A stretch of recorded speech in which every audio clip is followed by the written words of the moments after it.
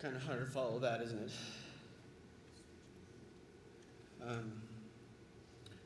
I want to take this chance to welcome you and thank each and every one of you for coming to this time of celebration for my brother and our friend Loren.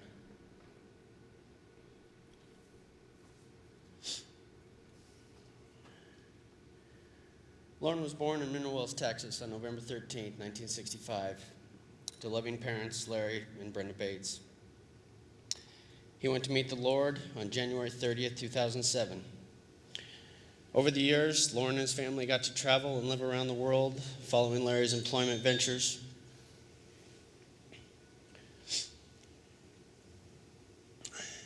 The family lived in Texas when Loren was young and in Iran while he was in grade school and middle school.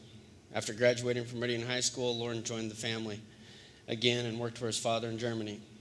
An opportunity called in Hawaii, and Loren, along with his parents and myself, moved to Oahu, where Loren definitely enjoyed the sun and the beach bunnies.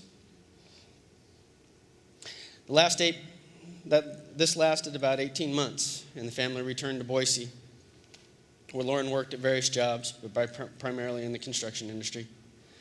Loren was preceded in death by his mother, Brenda, in 2004, and is survived by his father, Larry, of Spokane, Washington, his brother, Kevin, and Lila, or his wife, Lila, and their kids, Keela, Tyson, and Dustin of Meridian, myself and my daughter of Spokane, Washington,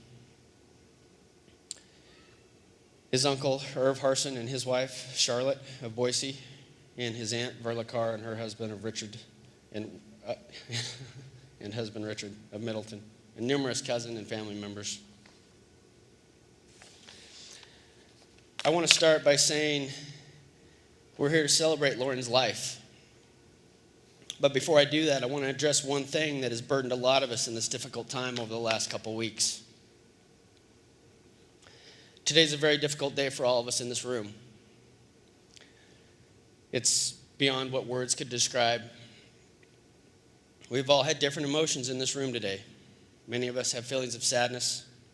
Some of us have feelings of anger. And most of us are still asking why. How could it have come to this? Everyone that I've been talking to in the past days has been saying, why didn't I do more? What should have I done? There's a story in the New Testament about two men that died. One was a poor man and the other was a rich man. Upon the death of the rich man, he asked if he could go back to earth and tell his family about the reality of death, heaven, and hell.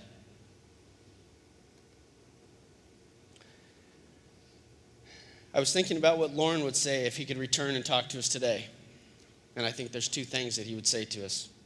Number one, I'm sorry for the pain that I've caused you, and I'm sorry that I didn't trust those who loved me to help me. Number two, I think he'd say, this isn't the way out. I should have waited for God to intervene on my behalf. Every person in this room carries burdens. We all have days, even weeks, that just don't make sense. Some of us overcome them. Some of us are overcome by them. We also know that life is full of questions. Some of us find the answers. Some of us don't. Some of us have questions that will go on forever unanswered. We have all felt the sting of Loren's death today. Loren's death reminds us of how fragile life really is. People die for many reasons. Some people die because of disease in their body. Others die prematurely through accident or natural causes. And still, others like Loren, they die from struggles from their mind and soul that they cannot control. Like I said earlier, since of hearing of Loren's death, I'm sure that many of you have been asking yourself, what more could we have done? What more should we have done? Could we have done anything differently? Apart from being with someone for 24/7, we have all done everything that we could have done. We cannot judge what went on in Loren's heart. We will never understand the torment and that he struggled with in his heart and in his mind. In the first days after Loren's death, I struggled with wondering if Loren had made his peace with God. I thought that I understood that the Bible to say that the taking of one's own life was, quote unquote, the ultimate sin. As I talked to Alan with this, he asked me, "Do you really understand what the Bible says?" My reply to him was no. So Alan researched it that night. And the next morning when he came to my house, he said to me, "You know, the Bible only mentions suicide 6 times throughout the entire book. And that all 6 of those times it was used merely as a reference to what had happened. Never mentioned anything about it being the ultimate sin." So this thought that I had was a gross misunderstanding of eternal security, which the Bible clearly teaches that we are saved by the grace of God and not by our works, and that nothing can separate us from the love that God has for each and every one of us. So let us all rest easy knowing that my brother is sitting by my mother's side in heaven with no more pain, no more struggles. His suffering's over with, the suffering that he dealt with here on earth. I believe in a God of mercy and grace. And the book of James says that mercy triumphs over judgment.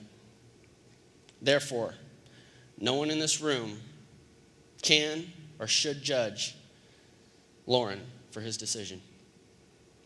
I believe that God sees through all that Loren went through, and that he's in heaven today looking down on us right now, smiling, knowing that he's in a better place. I also believe that the same gracious God will bring comfort to each one of us today. And I know that Loren is no longer suffering anymore. He's thinking more clearly than he's ever thought before. I think that everyone in here would agree that Loren's death is a tragedy. But let us celebrate this time in honor of a wonderful man and a wonderful human being.